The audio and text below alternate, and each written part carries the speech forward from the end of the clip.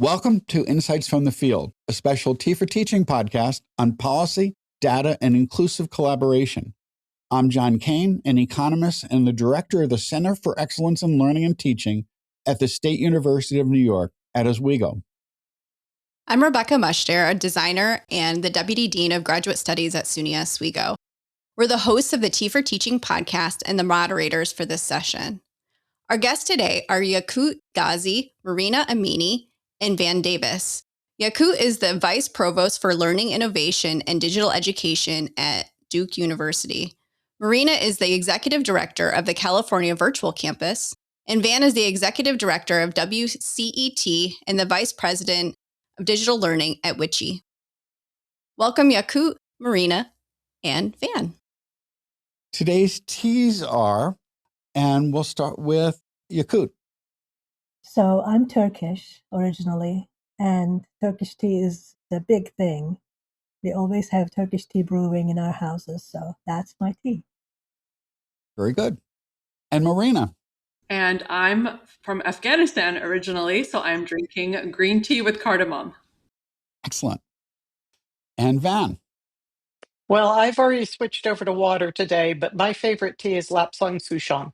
I love a nice smoked tea. I do too. I have to keep it separate from my others so they don't all become smoke flavored tea, but it's a very nice flavor.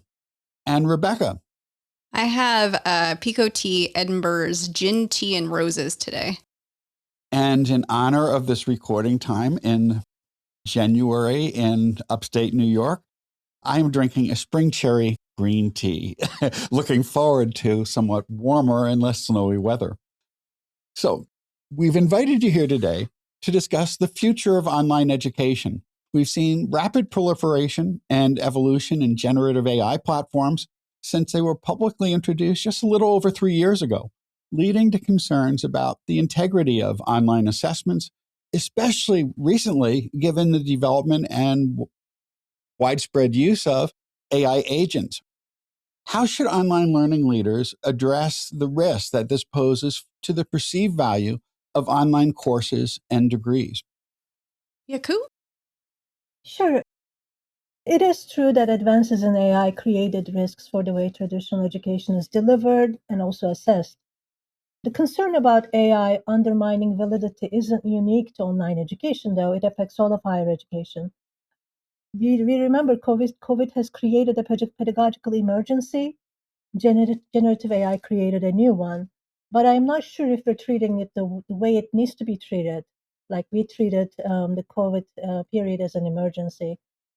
Online learners, I think, may be actually better positioned to respond because we have already been engaging in academic innovation and advocating for active learning and authentic assessment for many years.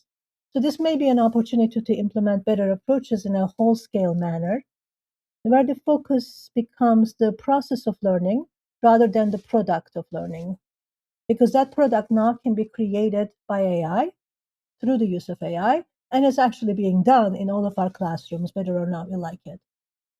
So we as the digital learning leaders need to push the conversation from preventing AI use to designing learning experiences where the use of AI is transparent, ethical, and skill building.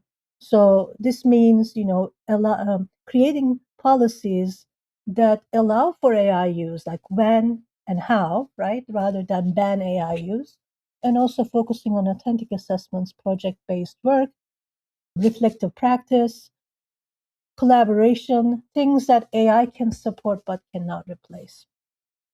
But I think the challenge is not necessarily modality, like online as a modality is a challenge. We know how to do these things. The challenge is doing these pedagogically sound things at scale. In my mind, this is a moment that poses a risk for online education at scale, more than online education broadly. But then for us to implement this approach, where focus is not on the outcomes but the process, we have to work with employers. We have to be able to articulate our competencies to employers, that AI is not a threat to credibility. It's a part of our formula in higher education and how we train people. For example, imagine every course in our institutions have an opportunity for hands-on authentic learning where at the end there is a skill that's visible to a future employer. There are 8.2 million learners in higher education who wants an internship, but only 3.6 million of those get one. There's a huge gap already. So a hands-on and internship opportunities during our course of higher education should not be for those who want it, or it should not be postponed to last year of education. It should be an integrated part of the equation. These are, to me, pedagogically possible, but the challenge is to be able to figure out the logistics and systems to do this at scale. So, we are talking a little bit about the word academic integrity. That really resonated from your description, John. And I'm from the California Virtual Campus, which represents the California community colleges. We're 116 colleges serving about 2.2 million students. And this is an issue that we've been grappling with around academic integrity, especially with agentic AI. And just to kind of put it in perspective of what do we mean by agentic AI, because I think it could have a couple of different definitions, right? When I'm talking about agentic AI, I'm talking about these autonomous agents that can go and log on into an LMS, a learning management system on behalf of a student, scan for assessments or assignments or discussion posts due, complete them and submit them on behalf of the student within seconds. And we already have analytics in our learning management system that indicate that a student can go in and has gone in because we have the data and completed a 50-item quiz, short answer quiz, not multiple choice, and submitted it within about 4 seconds.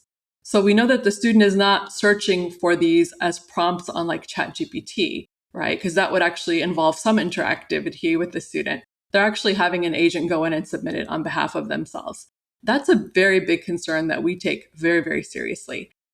Obviously, the consequence is that our degrees and our programs and our transcripts will lose its value and that they will become meaningless. And so I think it's very, very, it's different. It's similar in the case of being like other crises like COVID-19, for example, but it's also uniquely alarming in kind of the destruction that it can have on the value of our grades and our courses and our programs, right?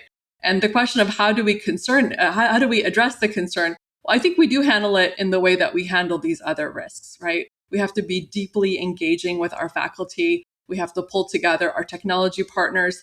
And I think a mistake or a pitfall of this can be if technology says, well, the solution lies only in faculty changing the way they assess, adopting project-based learning or authentic assessments. And if faculty turn around and say, well, the problem can only be solved technically if we create some kind of barrier or a blocker, right, for these agentic browsers. And I think those are both equally flawed in terms of its approach because we're expecting the answer or the solution to be around the silver bullet. When in actuality, I think the solution lies in a deep partnership where we sit down with each other, with our partners. We look at both programmatic and technical solutions to making sure that the academic integrity of our institutions remains intact. AI enables more efficient adaptive learning and provides increasingly personalized pathways in support of student success. How do we strike a balance between personalized learning and the formation of human connections essential to creating a sense of belonging? You want to start, Van? Sure. So this year marks my 30th anniversary of being in higher education. And I started my career as a faculty member. I spent a decade in the classroom as a history professor. And, one of the things that I learned very quickly during that time is whether I wanted to or not, you end up teaching to the middle. You run the risk of losing the students that are ahead. You run the risk of losing the students that, for whatever reason, are behind. As much as I wanted to personalize learning, I couldn't do that, at least not at scale. I think that AI does give us the opportunity eventually to be able to personalize at scale. That does not mean that the human piece loses out. In fact, that human piece, I think, becomes even more critical. We know that relationships matter. We know that beyond a shadow of a doubt. A student can succeed when they have a relationship with somebody on that campus, ideally their professor. I'm a big fan of Parker Palmer's work. And specifically, I'm a really big fan of To Know As We Are Known. And if you're familiar with it, Palmer talks about relational epistemology, which is really just a fancy way of saying that at the end of the day, what matters is a faculty member's ability to create a relation with a student and for students to create relations with each other. And that is the moment at which learning takes place, not the transmission of knowledge, but real learning takes place in the midst of those relationships. And a skilled faculty member turns the classroom into an opportunity to develop relationships and for people to co-create knowledge together. I don't think AI changes our ability to do that. I don't think it takes away our ability to do that. I think what AI may be able to do is to take some of the burden off of faculty when it comes to trying to personalize learning so that faculty can focus on what a human does best and what faculty do best. And that's the creation of relationship. And that's where I think the true learning takes place. And I have to say, when I was a faculty member, that was the piece that excited me the most, and probably the piece that unfortunately I got to do the least. If I can jump in here, plus one to everything Van said. I mean, so insightful. And I'm not going to repeat because that's exactly where I was going. But one thing that when I was listening to you, Van, I was reminded of the statistics. Khan Academy's Khan Migo. Last year, they published their self-efficacy study results. Within the school districts that they worked with, if you're familiar, Khan Migo is basically personalized learning, right, using AI. Within the school districts that they worked with, where the tool was available to all teachers and all students at no cost, right? Only 9% of students, it's not 19, it's not 90, 9% of students used the tool to the level that Khan Academy deemed standard use, which is 2 hours a week.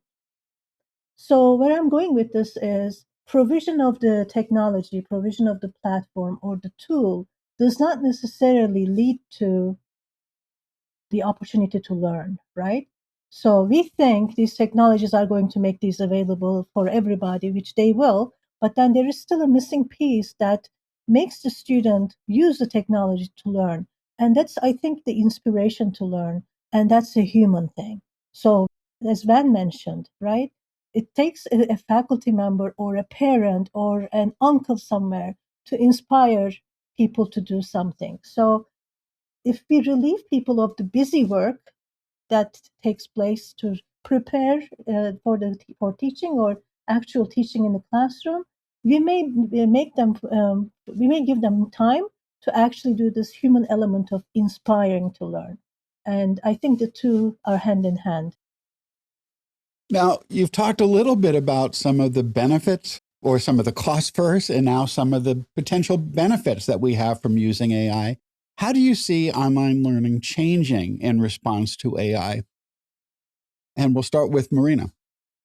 Yeah, so I just want to say it's really hard to follow up with all the positive, I think, benefits that AI can bring that Van and Yakut have brought up. And I 100% agree with those. So I don't always want to be the downer in this podcast. But if I had a crystal ball and kind of playing on the previous question that you asked, John, around academic integrity, right? Assuming that that is a problem that we're not going to be able to immediately solve, either programmatically or technically. One of the concerns that I have is that it will affect a specific kind of online learning, which would be fully synchronous online courses, fully asynchronous, right? The ones where they don't have any set live meetings. I think those are going to be the most, people will be most critical of those kind of modalities. And so if I have a crystal ball to look at it, I suspect that we'll be bringing back more hybrid forms of online education to replace more asynchronous forms because of the concern around academic integrity. That's my crystal ball. What does that mean? Well, it could mean that hybrid, maybe half the courses meetings will be in person, half online. Or it could be that there'll be more proctored assessments, either online proctoring solutions with some of the main vendors that you may have heard of, or in person. So we would need some kind of proctoring network or some way to address that concern. So I think as a stopgap measure until we kind of come to terms with the academic integrity piece, I see some of that changing.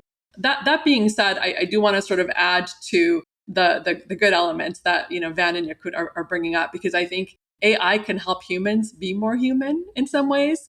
I have not been in the classroom for a number of years, but I did teach online for a long time. And I would love to go into my learning management system and my AI assistant pops up and says, "Hey, Johnny has not interacted with you or any other students for 8 days. You might want to check on him to make sure he's engaged." Or my assistant tells me, "Hey, you interacted with these 10 students in the discussions this week. You might want to answer posts from these 10, on the public posts and like things like that help me to be more human, that help me to be more equitable in terms of how I interface and touch my students online." I think that could be a really amazing use of AI. And I don't think we've really realized the true potential of that. And if I could jump in, I agree with everything that Marina said. My fear, though, is exactly what her crystal ball says. And that is that asynchronous online education may become more difficult or will face additional scrutiny, because we already know that we're highly scrutinized.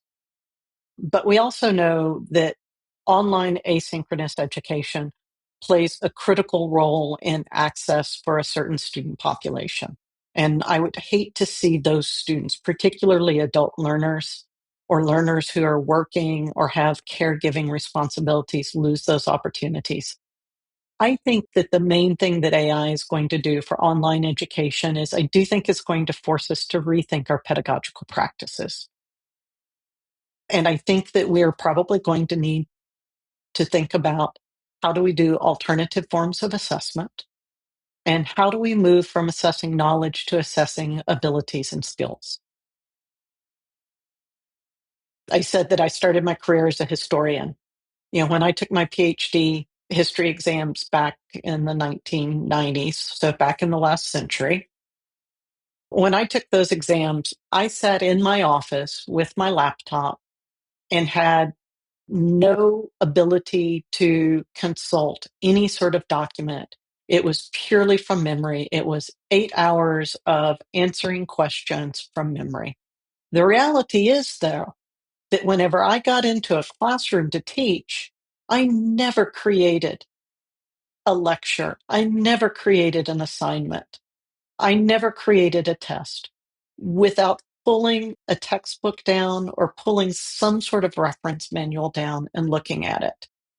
What I did in terms of my teaching was completely disconnected with the way that my graduate program, which came from an R1 institution, assessed me.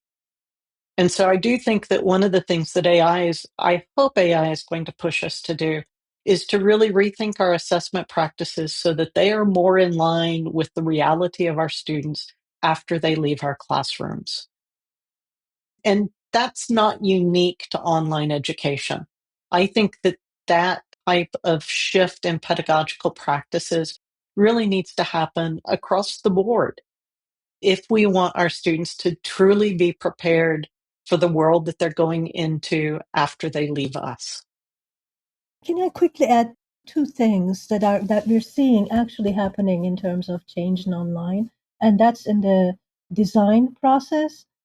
Those of you who are designing online courses will know that one of the first friction point is when we ask faculty to write learning objectives, because they're not used to thinking about the end in mind, right? They're used to thinking about this is the content I'm going to teach.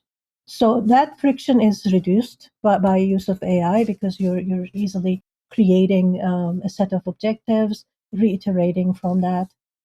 And then the other aspect is video production process. You can now ask a faculty member to say something for 3 minutes, and then you can make that faculty member say anything in any language. Now, it may look fake, but it's going to get better, right? So the video production process and instructional design process are immediately impacted by the use of AI. And it's going to impact those professions, so we need to do something about it. But I think it's making our institutions a little bit more agile in terms of updating courses, but also creating new courses based on the input from the market. I also see a larger, better adoption of open source content because open OERs are problematic because faculty do not have the time to go and research, curate, adapt OERs. AI is proving useful in that process too, going and researching and bringing you things to review and curate. So I think there are immediate gains there as well. So Marina was kind of hinting at some of the data that's available in our LMSs. And one thing that online learning leaders increasingly rely on is this use of data analytics, derived based on institutional and LMS data, which provides more information on student learning practice. AI tools allow for more efficient analysis of this data. So, how can this data be leveraged to improve the online learning ecosystem? This could be faculty workload, course offerings, student engagement, and anything else that you can imagine. Yeah, but there are a few things I can mention. First, predictive analytics for early intervention, identifying students at risk much earlier, not just those who are failing, but those disengaging. And there was an example about this earlier, struggling with specific concepts and provide targeted support before they fall behind. We have been pursuing these kinds of systems for a long time. I have 32 years in this profession now, and probably half of it was all about predictive analytics. The challenge has been the siloed nature of our data systems at our institutions that create only a partial picture of student success unless you invest in data lakes, integrated data solutions and whatnot. And then there's also the governance issue around data. AI can create a leapfrogging effect here. Ability to do this predictive work can also reduce faculty workload. This way, the human is in the loop and is the one doing the empathetic work and empathetic outreach, asking rather than finding out who needs this kind of outreach, doing the work of outreach, saying, "Are you okay?" Apparently, it's one of the most powerful things you can reach out to students about. Are you okay? Right? The heavy lifting is done elsewhere, and then we become more human. Another example could be curriculum optimization. By analyzing patterns across courses, we can identify where students consistently struggle, what courses are synergetic to take together, for example, what courses are toxic to take together, and then provide information to both faculty and students around those. Where are the gaps that exist in our program pathway? So if there are skills that are needed, and then that analysis of curriculum and skills matching can be done by AI. And then this can impact our course redesign and sequencing decisions. And also our institutions can allocate resources a little bit more effectively. Analytics can help us understand the actual demand patterns, optimal cohort sizes, right? We usually say, 30 students, but then we don't really base it on, I mean, it may be a habit that's telling us what the cohort size should be. It may be classroom size, right? We can actually do deeper analyses, especially when we're facing enrollment pressures and financial pressures. But I have to also emphasize two things here. One, this data should inform our decisions. So it's data informed decisions, not even data driven, because sometimes we may have to make decisions that go against data. It can be political, it can be governance reasons. We need governance structures that will take this data and generate insights from it. And then transparent communications with students about how their data is used. And this is crucially important.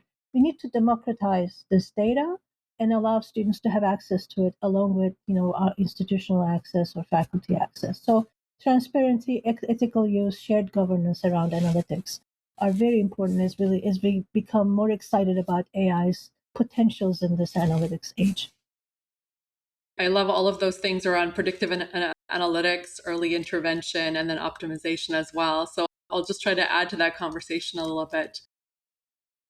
I'm really interested in how we're serving our students in online modalities and who it is that's succeeding in those courses. Because I think we know that traditional education has served a certain group and demographic and gender over time. And only in recent years are we sort of aware of some of the biases and the design of our curriculum and our courses that serve certain people. And how can we analyze our data more efficiently to address what exactly is it that we're doing that's helping some students fail and helping some students succeed? And I'm saying that intentionally because I think we are agents of that success and failure in many ways as our institutions are structured. And so I'm very interested in sort of decolonizing online education through the use of data analytics. And institutional research is notoriously slow. You have to wait a year to get, your IR office to work on some data set. It's a lot of intensive, hard work. And then a year later, you get this sort of lagging indicator of like, well, like 2 years ago, this was the thing, and it's not even relevant now, or things have changed. So I'm excited that AI and data visualization and optimization can allow us to have this in a more timely manner, like just in time data. It can help faculty to realize how their own strategies are impacting certain students well or not well, and then make those changes immediately. If I have an AI coach in my class and it's telling me that they have identified I have 6 African American students, but one of my strategies is unintentionally impacting them in a negative manner, I want to know that now. I want to know what it is that I'm doing in a private message from my AI assistant, and I want to rectify that and immediately change. So that's the kind of agility that we currently lack in education and in research that I'm very, very excited about, bringing in AI to help with that sort of private supportive coaching done in the privacy of my own course, where I can kind of from a desire to want to improve and serve all of my students. Moving to a somewhat different topic, federal regulations and political shifts, of which we've seen an awful lot in the last year or so, can create uncertainty. And we've seen a flurry of executive orders designed to dismantle long-established higher ed priorities concerning equitable and inclusive education, while also restricting financial support. What advice do you have for leaders trying to stay agile and innovative in this evolving and somewhat seemingly random political environment while maintaining compliance with federal regulations in areas such as accessibility and SARA and any other area that may pop up? Well, if you don't mind, I'll start. Given what we do at WCET, if you're familiar with WCET, we really function at the intersection of policy and practice of digital learning. And we spend a lot of time monitoring what's going on, particularly in Washington, D.C., at the federal level, at the Department of Education, and increasingly in the Executive Oval Office, and translating that to the field in terms of what that means. And it's not lost on me that before I joined the webinar this afternoon, I was watching several of my colleagues respond in real time to the negotiated rulemaking that's taking place in Washington, D.C. right now around things like accountability measures, new accountability measures around student loan limits. So it really is a dynamic environment that we're in. I think that there are ways that AI can help us navigate this, actually. So, one of the things that I played around with, I spoke to a group of SARA administrators. That's the State Authorization Reciprocity Agreement. I spoke to a group of SARA administrators this summer at their annual meeting, specifically about AI. And one of the things that I played around with was, taking the SARA policy manual, pointing Perplexity to that manual, and then asking it specifically to create a synthesis of the regulations in that manual, and then asking it to go out and pull out the contact information for each state SPE. That's the state portal entity. That's the primary SARA person in each state, and to provide me with a table of who those individuals were and what their contact information was. This is something that it would take somebody hours, if not days, to do. I got this back in 2 minutes. So I do think that there are ways that AI can be used to help us navigate the policy landscape more quickly than what we have been able to do in the past, and to democratize that so that everyone has the ability now to understand these regulations rather than just a few people at each campus. We are going to have to remain vigilant. We're going to have to make sure that we follow what is happening, particularly in Washington, D.C. I will tell you that this Department of Education is very bullish on AI. They are particularly interested in finding ways that it can be used in the educational process. Having said that, they have done very little, though, in providing regulatory guidance. So, my advice is to monitor, to lean on organizations like WCET that are monitoring this for you, to not be afraid to experiment with it.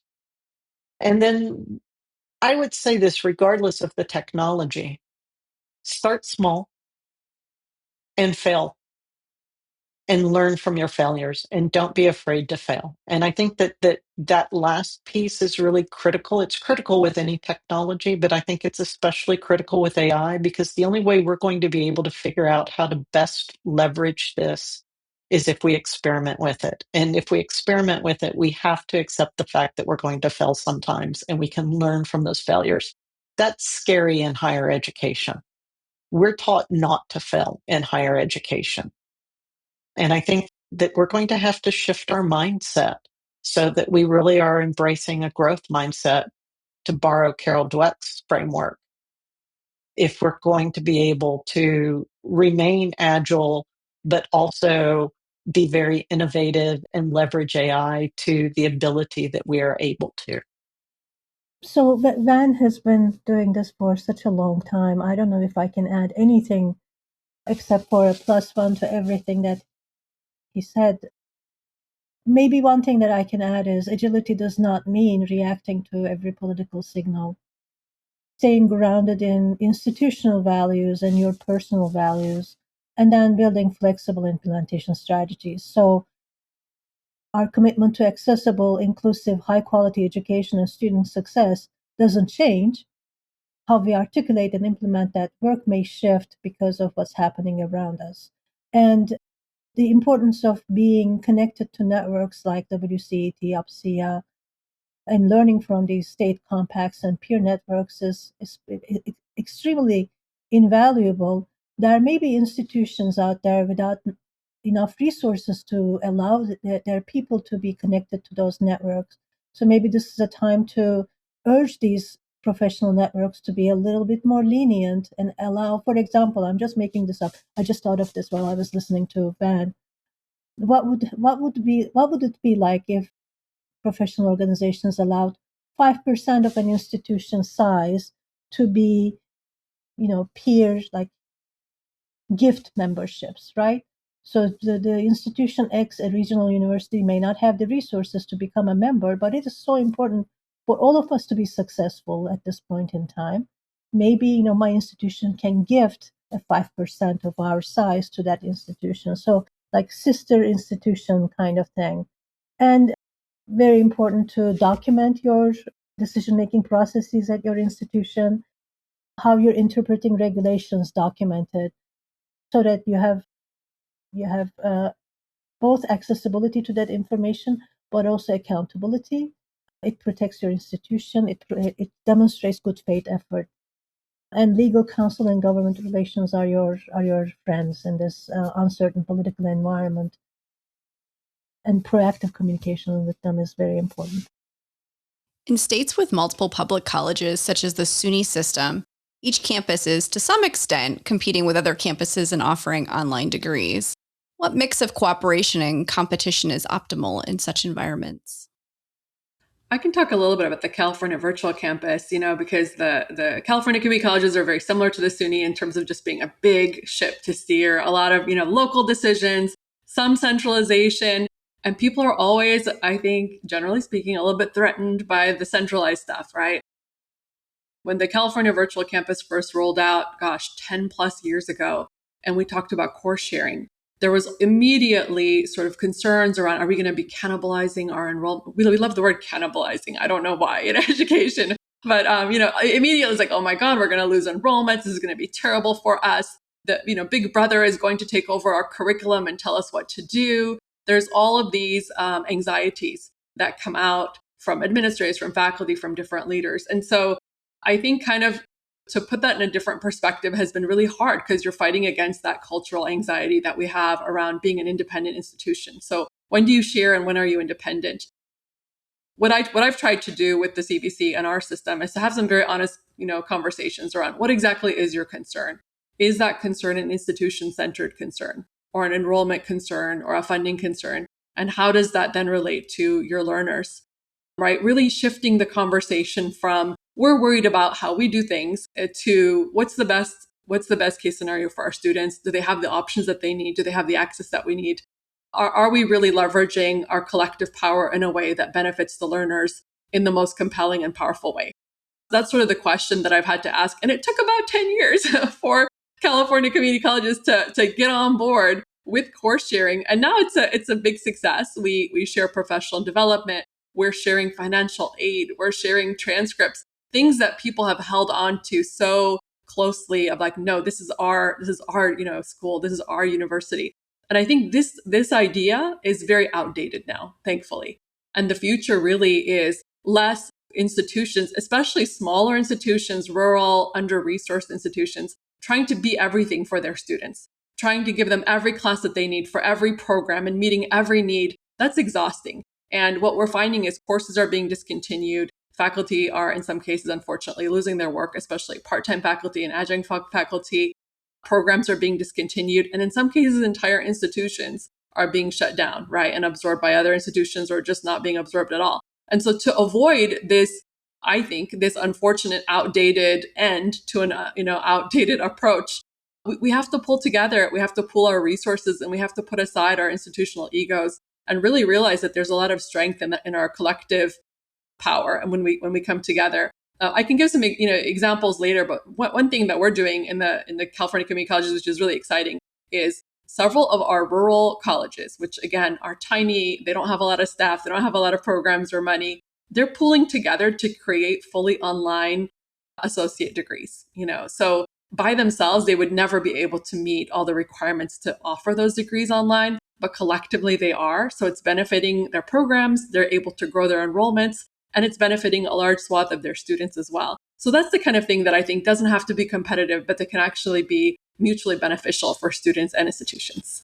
So, the C in WCET stands for cooperative. We're the Witchy Cooperative for Educational Technology. So we take this idea of collaboration and cooperation really seriously. And I think just plus one to everything that Marina said. It's always hard to follow Marina whenever I'm on a panel. I think that course sharing is a great example. It's also oftentimes a really scary example for faculty, especially. What I wish that I would hear more about is the way in which institutions begin to share administrative burden. And I think that maybe if there's a thin end of the wedge that can maybe help an institution eventually get to that course sharing, it's to have that conversation about, are there administrative functions that can be done better collectively than individually? And what are those? And maybe the easiest thing to do to start with is an arrangement where you are jointly purchasing services. We know that folks are able to get better deals whenever they go in with multiple institutions than whenever they go in with individual institutions. At an earlier point in my career, I was in charge of online education in the state of Texas, and the legislature asked me to determine what each institution in the state of Texas was paying for its learning management system. And I learned very quickly that A, I didn't have access to that information because there were non-disclosure agreements. And B, there were non-disclosure agreements because what institutions were paying for the same learning management system were vastly different. And so I do think that one of the things that institutions can immediately do that isn't scary is to create those purchasing co-ops and to look at what administrative functions can you share. And then by all means, move as fast as you can towards course sharing, because I think that Marina's absolutely right. When we think about what is in the best interest of our learners, course sharing is oftentimes in the best interest of our learners. It gives them access to a larger number of classes. It gives them access to a larger number of opportunities to progress in their academic career and move towards that credential that they're seeking. And it allows institutions to specialize. As much as a recovering historian, as much as I would love to see every institution offer a history major, the reality is every institution probably doesn't need to offer an online history major. So think about what is it that your institution can do that is unique to you that you can double down on and do well, and then begin to share that with other people and with other institutions. And I think that will help us greatly in terms of being able to really move towards what our learners need rather than just what's going to be in benefit of us. And the last thing I would say is not only think about are there programs you can specialize in, but think about are there student populations that you can specialize in. You know, maybe you have an institution that is particularly good working with English language learners. Not every institution is going to have that level of expertise. And so maybe think as well about, in addition to the programs that you may have some specialization in, are there learner populations that you know that you are doing a good job of meeting their needs and you can help other institutions do that as well? Institutions vary quite a bit in terms of their size of funding, how well established online programs are. What strategies can leaders at small or resource constrained colleges use to develop sustainable online learning practices, despite often limited staffing and infrastructure, or in environments where faculty are experiencing burnout, or there's some form of organizational resistance to change? So let me jump in. And I think there are quite a few parallels between this question and the previous question that was answered. 15 years ago, I was at a regional university in Texas. And in fact, I know Van from those days. In a matter of 3 years, this was a new institution. We rolled out 13 online programs. It was amazing. There are not a lot of resources. Brand new university faculty resources are scarce. I was the team of one. So fast forward to today, this would not be possible. One, the market is so saturated with degrees, right? You don't have the competitive advantage anymore. And two, the resources are even reduced compared to 15 years ago. So in places where resource constrained or smaller institutions, the sustainability of effort comes from focus. So not trying to do everything, like, oh, let's just roll out an online program for every single program that we offer, but intently looking at the market need and connection to jobs. Either, try starting with that community where the institution exists, but a little broader too. So those small number of programs that clearly advances mission and student access, then invest deeply in quality, faculty support, instructional design. Quality is by itself a whole entire conversation, I think. And then faculty burnout, it's real, right? And many times when faculty resists online, we take it personally, first of all, right? We don't like it. But then it reflects exhaustion rather than real opposition, right? Transparent communication, realistic timelines, recognizing that this is instructional labor. This is on top of everything else that we're asking from you. And then supporting that instructional labor in a respectful way goes a long way in helping faculty burnout. Sometimes, the most strategic move is to slow down and build that trust and capacity within the institution, because let's face it, in institutions like that, you're going to rely heavily on faculty time and faculty effort to design and develop those courses, compared to larger institutions where there are large teams of instructional designers or video producers that are going to do the heavy lifting for your faculty.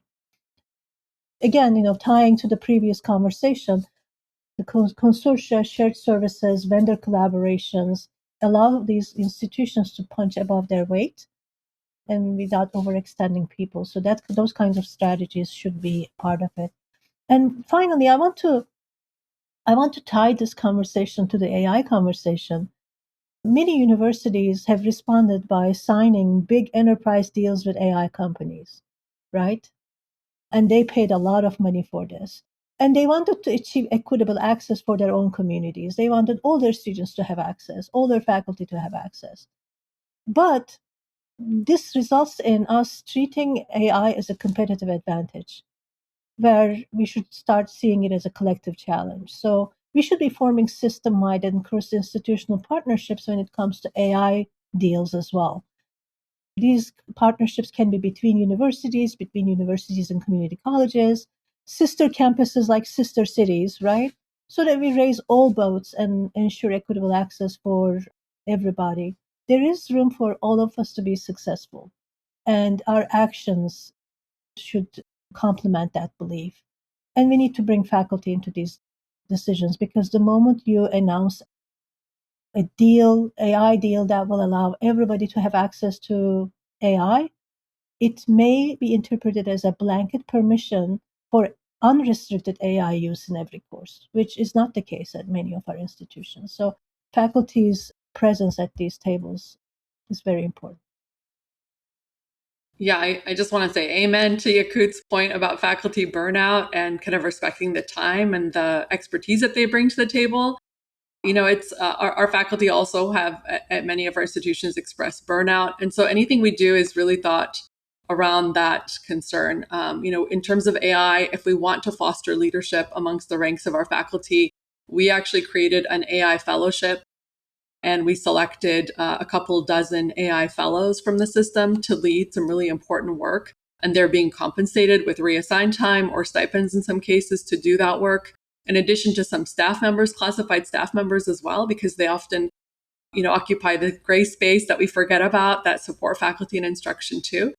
So that's very important. I think about a parallel to online learning, and actually it's an important parallel with open educational resources. In my previous role as a dean at one of the community colleges in our state, we wanted to grow open, OER, but it was the same thing. Faculty were like, well, in order to change my textbook to an OER, it's going to take so much work and effort, and I have to change all my tests and all my prompts and all of this. So we started giving very small stipends. I think at the time it was like $500 for faculty to adopt OER.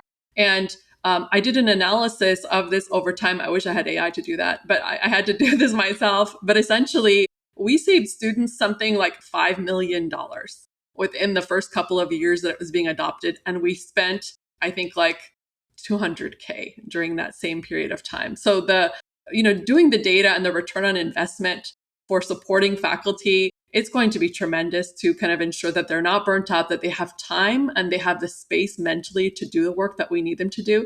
So that would be one key thing. And I think OER, what we're finding and what we found in our institution is as well that there are higher outcomes in terms of success rates and grades in online courses when an OER is used in that course than in the same course with a physical textbook that students had to purchase. So those are kind of connected.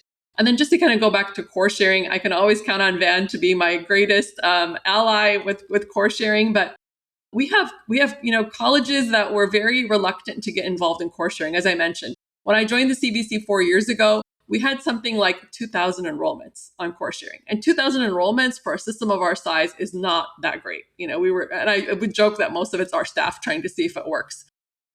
this year we're going to have more than 50,000 enrollments. So within 4 years, we went to like from 2,000 to 50,000. I think we're going to double and triple that in years to come because we finally gained momentum and trust and involvement and engagement, right? Of those 50,000, you look at the numbers, some rural colleges are making out like bandits. They've gained thousands of enrollments through course sharing by putting their courses on the on our course sharing platform and and benefiting from it tremendously and gaining enrollments that they would never be able to get from their local zip code because of their rural environment and so forth. So these are, and like it's a win-win proposition. It doesn't add any extra work. We let them fill their classes locally with their local registrants, meaning their returning students, their athletes, their disabled students, and so forth. And then any courses that are not filled, we pull them into our platform and they're open for anybody in the state to take. It's a very simple formula that, again, has really netted thousands of enrollments for these small rural colleges, brought in funding, brought in additional resources for their burnt out faculty and their staff and their infrastructure. So I think, my suggestion for strategy is find those formulas that are win-win propositions. It doesn't need to be something where one person loses and another person wins in order to get the involvement. There are ways for everybody to win. And that's, I think, an exciting opportunity for us. So we always end by asking, what's next? Start with Van. Sure. So, ironically, I just finished writing a blog post for WC Frontiers on this morning. I don't have a crystal ball. I do have a magic 8 ball, though, if you remember those. My predecessor gifted me one to help me navigate the challenging federal policy environment. So I have my trusty magic 8 ball. I think there's 6 things to look for in 2026.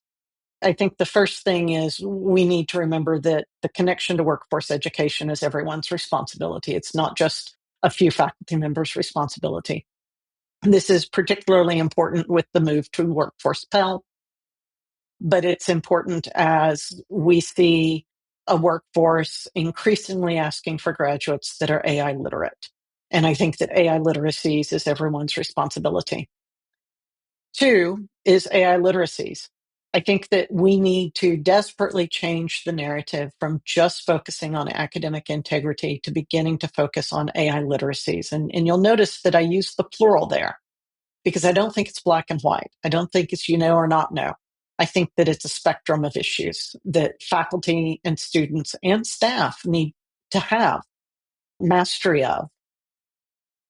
3, and this really ties to what Marina was just talking about. We need to get creative economically. Like I said, I'm a historian by training. That means that I tend to run towards the pessimistic side because I know just how bad things can get sometimes. And I'm afraid that we're looking at a very challenging economic environment on the federal level and that's going to trickle down to the state level, especially for our public institutions. So I do think that we're going to have to get creative economically. We're going to have to do things like think about course sharing, like thinking about purchasing consortiums, changing our business model in higher education and in digital learning. I think that means that one way that we can do that is to lean into those post-traditional learners. There are 43.1 million Americans who started college and did not get a credential. That is a travesty. We should not have 43.1 million people that stopped out. That tells me that, first of all, we're not doing right by those folks. But it also means that there are 43.1 million people that we can get back into higher education if we try. And we won't get all of them back. But we need to think about how do we offer programs that attract those adult learners and keep them? What did we do wrong the first time around to make them stop out? And it's not all an institution's fault. Adult learners have a number of challenges that they're juggling, but are there ways that we can attract them back into our classes and that we can make sure that we provide them with the supports that they need in order to stay and be successful. I don't think we can lose sight on accessibility in 2026. It is not just the right thing to do ethically, it's going to be the right thing to do legally with the Title II regulations that go into effect at the end of April. And the upshot of those 5 things is that digital learning is going to be more important than it has ever been before. And that means that your job as digital learning leaders, your role on your campus, your role in the SUNY system is going to be more critical than it has ever been before. And so I think that that's what we have to look forward to. And the upshot of it is that at the end of the day, what you do as a digital learning leader matters and is going to be more important than it has ever been before, more important than it even probably was during the COVID-19 pandemic. So that's what the magic 8 ball over in my WCET office says. Now, how do I follow this? I mean, you covered everything, man. I was actually going to start with the same sentiment. Online education sits at the center of all the challenges higher education is facing, and the work ahead of us is to leverage its pedagogical power, its ability to expand access with affordability, and its ability to amplify our institution's impact. You covered a lot of things. There is one thing that I would like to just append to what you said. I want to point out that we in higher education often forget that we are not just educators, we're also employers. In many cases, we are one of the largest employers in our communities. And many campuses, many of our institutions still lack a coherent AI upskilling plan for our own workforce. We have tons of projects chasing process efficiency across our institutions, productivity, but then we don't really have, in many cases, a plan to help our own people adapt. A Brookings report from now a year and a half ago estimated 19 million US jobs that are significantly affected by AI today. And many of those roles exist right on our campuses. Many of our employees hold jobs at risk of automation, such as legal analysis, paralegal, administrative assistance, accounting, communications. We just talked about instructional design and production, right? These job categories are, drum roll, they are populated by women. We identify these areas of risk, but we don't really come up, at least in higher education, strategies to address those. We must understand that there is a differential impact of AI on our workforce. These jobs that I listed are stable middle class professions. They are pathways for upward mobility for a lot of families. So we have to ask this year and beyond, what happens to our societies when women or any subgroup begin to disappear from the workforce as a result of AI? And what are we doing to stop that from happening? Thank you. It's unfair to go after Yakut and Van, but I just want to really say I appreciate that Yakut points to our own employees and our own communities and starting at home. I think that's something, it's an important reminder for me myself. If I could just leave with 3 additional things that, to summarize some of our conversations from today, I would say, number one is a reckoning when it comes to AI in higher ed. There is a reckoning for, specifically, as I mentioned, asynchronous, fully online courses and how we're going to manage that, and the long game of changing the way we teach and the way we assess our students and the use of outcomes in our courses. So I think this is going to be the next big thing for us to tackle. The second, and this is something Van has spoken to about, extensively, is a move toward thoughtfully shared resources, right? In our system, we pay for the common LMS. We pay for and negotiate common edtech vendor contracts as well, course sharing, as I mentioned. So there's going to be more and more a move toward this, especially in light of federal funding issues that colleges are experiencing. And the final piece of it that's actually really near and dear to me is a revisiting of old norms and ways of doing things.